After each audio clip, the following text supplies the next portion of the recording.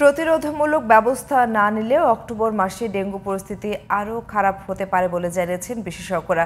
আগের মাসের তুলনায় সেপ্টেম্বরে ডেঙ্গুতে মৃত্যু বেড়েছে প্রায় দ্বিগুণ, আর হাসপাতালে ভর্তি রোগী বেড়েছে 1.5 গুণের বেশি। পূজার ছুটি আর থেমে থেমে বৃষ্টির কারণেই এডিস মশার ঘনত্ব আরও বাড়ার আশঙ্কা করছেন কীটতত্ত্ববিদরা।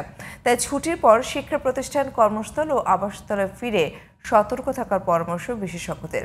বিস্তারিত আহমদ অনেকের রিপোর্টে।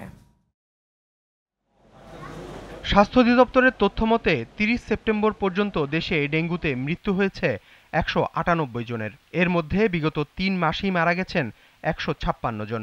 আবার আগস্টের তুলনায় সেপ্টেম্বরে ডেঙ্গুতে প্রাণহানি হয়েছে প্রায় দ্বিগুণ।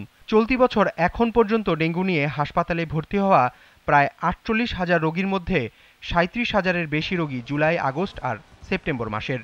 গত মাসে রোগী বেড়েছে 1.5 গুণের বেশি। সারা দেশে এডিস মশার ঘনত্ব এখনও বেশি জানিয়ে কীটতত্ত্ববিদ ডক্টর কবিরুল বাশার জানান, অক্টোবর জুড়েই থাকবে ডেঙ্গুর উচ্চ ঝুঁকি। সারা বাংলাদেশেই এডিস মশার ঘনত্ব অনেক বেশি। আবার সবচেয়ে বড় সংকট যে তৈরি করবে, পূজার ছুটির কারণে দীর্ঘ সময় মানুষ বাসাবাড়ি থেকে বাইরে থাকবে এবং অনেকদিন ধরেই এই যে বৃষ্টিগুলো হচ্ছে, বৃষ্টির পানিগুলো জমা হবে এবং এখানে এডিস মশার প্রজনন হয়। পূজার ছুটির পরে এসে প্রথমেই নিজ নিজ বাড়ির আঙিনা আগে পরিষ্কার করতে হবে। সতর্কতাগুলো যদি আমরা অবলম্বন করতে পারি, তাহলে পূজার ছুটির পরে যে ডেঙ্গুর বড় একটি ঝুঁকি তৈরি হওয়ার সম্ভাবনা আছে, সেটাকে আমরা কাটতে পারি।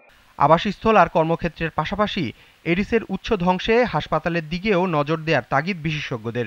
যেহেতু আক্রান্ত রোগী থেকে ডেঙ্গু দ্রুত ছড়িয়ে পড়ার ঝুঁকি থাকে, তাই হাসপাতালের ডেঙ্গু ওয়ার্ডগুলো মশামুক্ত রাখতে প্রয়োজনীয় পদক্ষেপ নেওয়ার পরামর্শ দিয়েছেন স্বাস্থ্য বিশেষজ্ঞ ডাক্তার মুশতাক হোসেন।